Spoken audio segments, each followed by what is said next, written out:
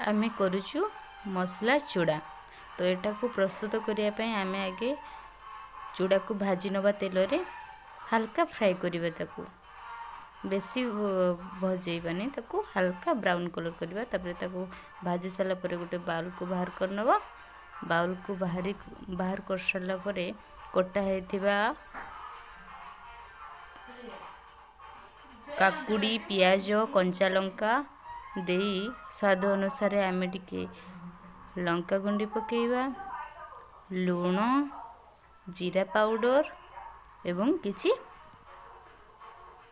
बिलाती जोटा कटा हेकि थिबो पकई साला पर एटा तो आपण माने सकाळु करिके बहुत आनंद लागिवो खाई परिबे। मिक्सचर तो आपण माननको निहाती दरकार मिक्सचर नहले नहबो एटा मेन मिक्सचर पई ही एई मसला मुड़ी बहुत बढ़िया लगे।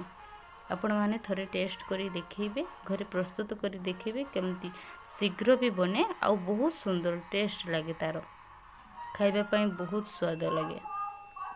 तो हे गला हमरो मसला मुड़ी रेडी मात्र 2 मिनिट समय लाग्यो।